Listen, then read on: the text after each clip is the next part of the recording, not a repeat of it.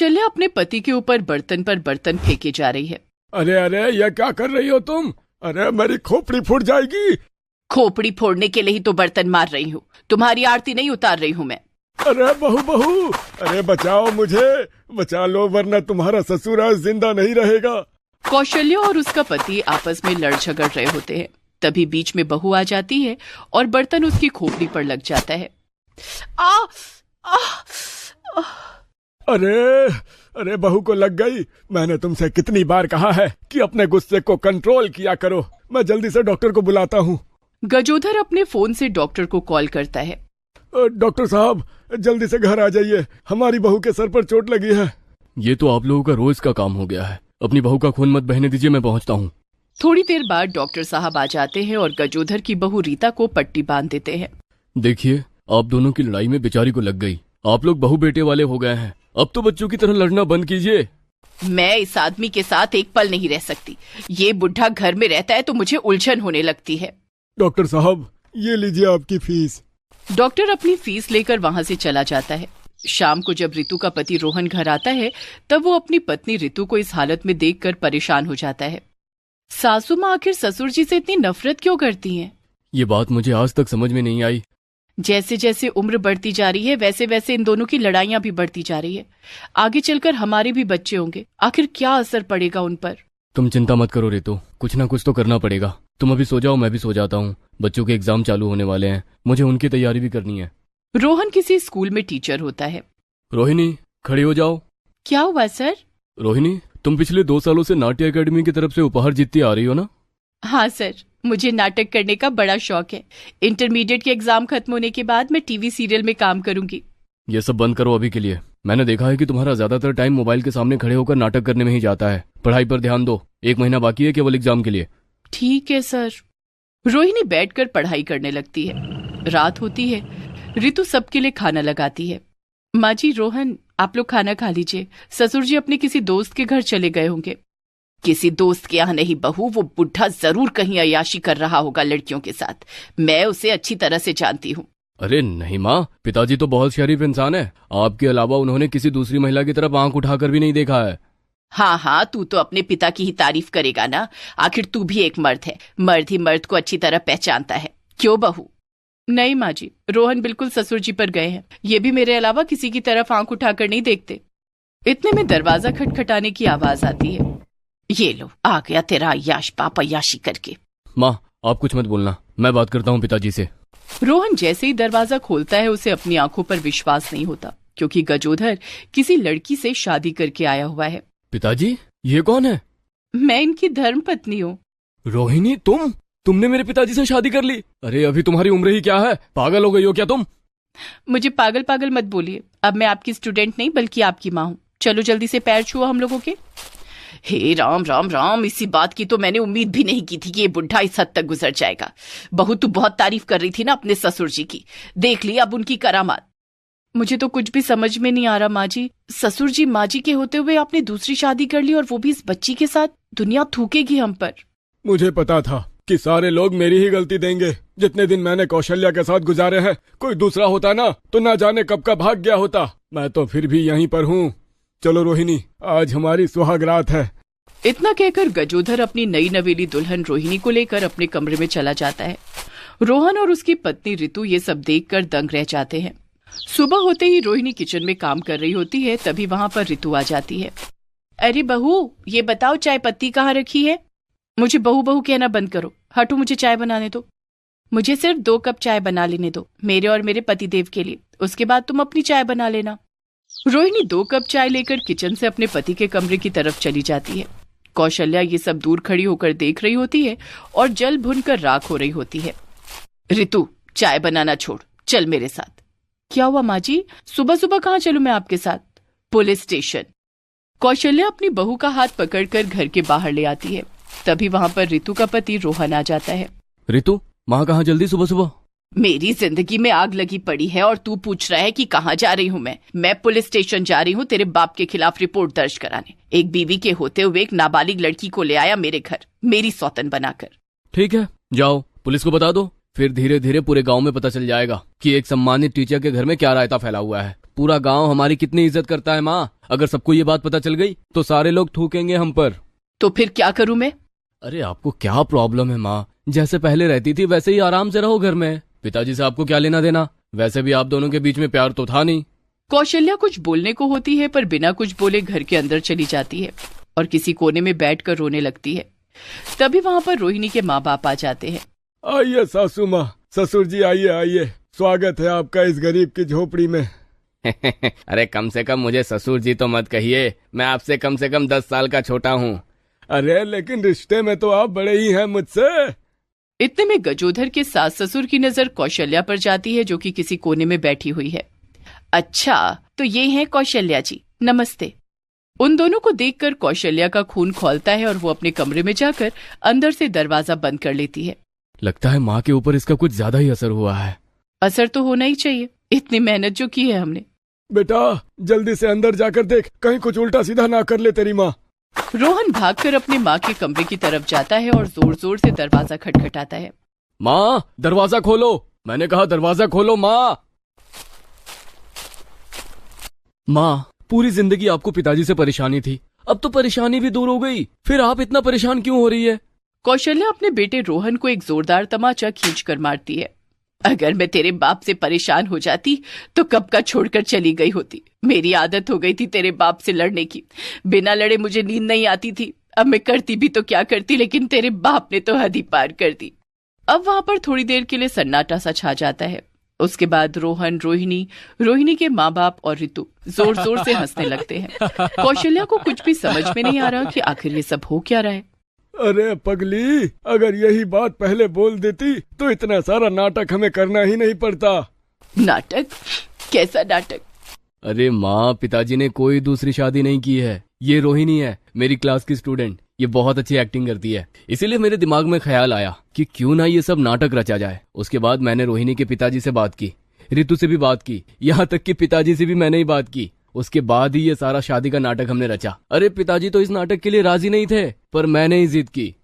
कौशल्या रोहन की बातें सुनती है, किचन की तरफ जाती है और बर्तन उठाकर अपने पति की तरफ भागती है मारने के लिए। गजोधर डर कर भागने लगता है, लेकिन तभी कौशल्या रुक जाती है। डरिए मत, मैं भी नाटक ही कर रही हूँ। आज के बाद मैं आप लोगों को कभी परेशान नहीं करूंगी, मुझे माफ कर दीजिए। तो इस तरह से कौशल्या और गजोधर एक दूसरे के साथ प्यार से रहने लगते हैं और आपस में लड़ना झगड़ना बंद कर देते हैं। एक बार की बात है, एक गांव में नगर पालिका की तरफ से शौचालय बना हुआ था, जहां पर आसपास के जितने भी गरीब लोग थे वो शौच करने सुबह वहीं पर जाते थे। एक तरफ औरतों की लाइन, दूसरी तरफ आदमियों की लाइन। अरे श्यामलाल काका, तुम्हारे घर में तो शौचालय बना हुआ है, फिर सुबह सुबह यहाँ पर लाइन लगाकर क्यों खड़े हो गए हो? अरे तो धीरे धीरे बोलना, इतना चिल्लाने की क्या जरूरत है? मैं तो सरला को देखने आया हूँ। शादीशुदा आदमी होकर ये सब कर रहे हो काका? तुम तो ऐसे बात कर रहे हो जैसे बहुत शरीफ हो तुम। सभी औरतें वहां पर खड़े आदमियों की हरकतें अच्छी तरह से समझती थी, पर क्या करती, और कोई ऑप्शन ही नहीं था। इस बार भयंकर गर्मी पड़ रही है, शौचालय के अंदर तो सरकार को एसी लगा देनी चाहिए। हम लोगों का शौचालय कम निकलता है, अब पसीना ज्यादा निकलता है बाथरूम में, है ना सरला? श्यामलाल सरला से शादी करना चाहता था। सरला विधवा थी। सरला ने श्यामलाल की बातों को इग्नोर किया और वहां से चली गई। खैर, सभी औरतें अपनी अपनी झोपड़पट्टी में वापस आ जाती हैं। सरला ट्रेन की पटरी के पास लगे नल से हाथ मुंह धोती है और अपने 5 साल के बच्चे को नहलाती है। मम्मी, अब मुझे भूख लगी है। हाँ मुझे पता है बेटा, इसीलिए तुझे नहलाया है। हमें हमेशा नहाने के बाद ही खाना चाहिए। सरला अपने बेटे के बालों में तेल लगाती है और उसे तैयार करने के बाद प्लेटफॉर्म पर बैठकर पेन बेचने लगती है। भैया भैया पेन ले लो, 10 के 5 पेन। तमाम लोग उधर से निकल रहे होते हैं। उस औरत की तरफ देखते हैं पर उससे कोई भी पेन नहीं खरीदता। हे भगवान, कोई मुझसे पेन क्यों नहीं खरीदता? दुकानों में जाकर महंगे पेन खरीद लेंगे। तभी वहां से एक सफेद कुर्ते में कोई नेता गुजरता है। दिन भर में कितने कलम बिक जाते हैं बहन जी? शाम तक 10-15 पेन बिक जाते हैं बाबूजी।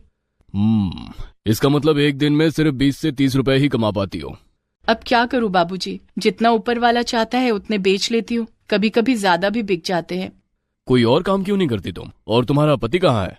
मेरे पति इस दुनिया में नहीं है बाबूजी। वो ट्रेन में समोसे बेचा करते थे, लेकिन एक दिन चलती ट्रेन से कूद गए। सामने से ट्रेन आई और उनका एक्सीडेंट हो गया। ओहो, ये तो बड़े दुख की बात है। इस छोटे से बच्चे का भविष्य क्यों बर्बाद कर रही हो? इस बच्चे की आखिर क्या गलती है? इसका फ्यूचर तो तुम अच्छा बना सकती हो ना। आपकी गलती नहीं है बाबूजी। गरीबों को सलाह हर कोई देने लगता है, चाहे कुछ भी कर रहा हो। अगर मैं भीख मांगूंगी तो लोग कहेंगे कोई काम धंधा क्यों नहीं कर लेते। हट्टी कट्टी तो है ही, अब जब काम कर रही हूं तो काम चल नहीं रहा। वो नेता सरला की बातों का कोई भी जवाब नहीं दे पाता, लेकिन वो सारे पेन खरीद लेता है। सरला वड़ा पाव खरीद कर अपने बच्चे को खिला देती है और कुछ पैसे बचा लेती है। खुद भूखी रह जाती है। ये लो माँ, आधा वड़ा पाव तुम खा लो, मेरा पेट भर गया। सरला की आंखों में आंसू आ जाते हैं। अभी तो तू बोला था तुझे बहुत भूख लगी है, बस इतने से ही पेट भर गया तेरा। मेरा पेट छोटा है ना माँ, इसलिए मेरा पेट तो बहुत भर गया। बचा हुआ वड़ा पाव उसकी माँ चुपके से अपने झोले में रख लेती है। स्टेशन के बाहर थोड़ी दूर पर अपनी साड़ी का तंबू बनाकर सरला अपने बच्चे के साथ रहती है। बाबूजी ने ठीक ही कहा था, मेरी वजह से मेरे बच्चे का फ्यूचर बर्बाद हो जाएगा। कुछ भी करके मुझे इतने पैसे कमाने होंगे जिससे कि मैं अपने बच्चों को पढ़ा सकूं। सरला के तंबू के आसपास और भी लोग तंबू बनाकर रहते थे, लेकिन सभी के घर में आदमी थे, इसलिए औरतों को बाहर भीख नहीं मांगनी पड़ती थी। तभी सरला के बच्चे की नजर स्कूल जा रहे कुछ बच्चों पर पड़ती है।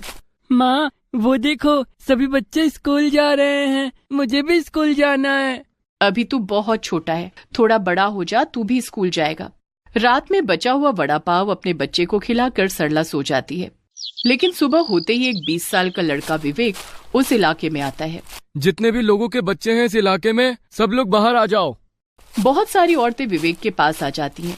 सरला भी आवाज सुनकर बाहर आ जाती है। विवेक उन सभी औरतों से बातचीत करता है। अरे बेटा, कौन हो तुम? हम सबको क्यों बुलाया?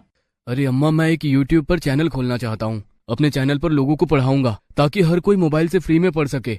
ये तो बहुत अच्छी बात है बेटा, लेकिन हमारे पास मोबाइल ही नहीं है। अरे नहीं नहीं माताजी, मुझे आप लोगों की मदद चाहिए। हाँ हाँ, बोलो बेटा, क्या मदद चाहिए? वैसे लगता नहीं कि हम लोग तुम्हारी कोई मदद कर सकते हैं इसमें। अरे अगर आप लोग मदद नहीं कर पाती तो मैं आप लोगों के पास आता ही नहीं। अरे भैया, बातें मत घुमाओ, साफ साफ बताओ ना क्या चाहिए।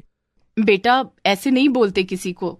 देखिए, मुझे कहने में थोड़ी सी हिचकिचाहट लग रही है, लेकिन फिर भी बता देता हूँ। ये जो बरगद का पेड़ है ना, इस पेड़ के नीचे मैं यहाँ के सभी बच्चों को पढ़ाऊंगा फ्री में, और पढ़ाते समय वीडियो रिकॉर्ड करूंगा और वही वीडियो मैं अपने चैनल पर डाल दूंगा। उससे क्या होगा बेटा? उससे ये होगा कि मुझे वीडियो बनाने के लिए एक जगह मिल जाएगी और बहुत सारे बच्चे मिल जाएंगे फ्री में। बस इतनी सी मदद चाहिए। बेटा, ये तो तुम बहुत अच्छा काम करने जा रहे हो। इसमें हम तुम्हारी नहीं बल्कि तुम इन गरीब बच्चों की मदद कर रहे हो। इस तरह से विवेक उस इलाके के सभी बच्चों को फ्री में पढ़ाने लगता है। सभी लोग बहुत खुश होते हैं। एक दिन सरला का बच्चा रेल की पटरी पर शौच करने लगता है, लेकिन तभी वहाँ पर कुछ लोग आकर उसे भगाने लगते हैं। हे, इस बच्चे को हटाओ यहाँ से। तुम भिखमंगों की वजह से हमारे देश में गंदगी फैलती है। स्वच्छ भारत मिशन चल रहा है, कम से कम इस बात का तो ख्याल रखो। माफ कीजिए, बच्चे को अगर शौचालय तक ले जाती तो देर हो जाती, क्योंकि शौचालय यहाँ से दूर है। आगे से ध्यान रखना, दोबारा मुझे ये हरकत करते हुए नजर मत आ जाना। सरला अपने बच्चे को वहाँ से लेकर चली जाती है। अगले दिन उस शौचालय के पास फिर से लाइन लगी हुई थी। तभी वहाँ पर श्यामलाल भी फिर से आ गया। आज तो मैं सरला को अपने दिल की बात बता कर ही जाऊंगा। अरे चाचा, ऐसी हरकत यहाँ मत करना, बहुत पिटाई होगी। लौंडे, तू मुझे जानता नहीं, मैं नेताजी का खास आदमी हूँ। मेरा कोई कुछ नहीं कर सकता, ना पुलिस ना प्रशासन। श्यामलाल सरला के सामने चला गया। सरला, मुझसे शादी करेगी? देख, तेरा पति नहीं है, मुझसे शादी कर ले, तेरे बेटे को एक बाप मिल जाएगा। सरला को बहुत गुस्सा और शर्म आती है, लेकिन वो श्यामलाल को कुछ नहीं बोल पाती है। चल बेटा, आज के बाद यहाँ नहीं आएंगे।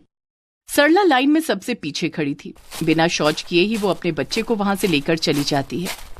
हे ऊपर वाले, कब तक हम गरीबों को सताता रहेगा तू? मैं एक औरत हूँ, मैं शौच करने आखिर जाऊं भी तो कहाँ जाऊं? आसपास के सारे जंगल भी कट चुके हैं। सरला अपने तंबू में बैठकर ये सब सोच ही रही थी कि तभी बाहर से जोर जोर की आवाजें आने लगती हैं और वो भागकर बाहर आती है। बाहर वही नेता था जिसने सरला से पेन खरीदे थे।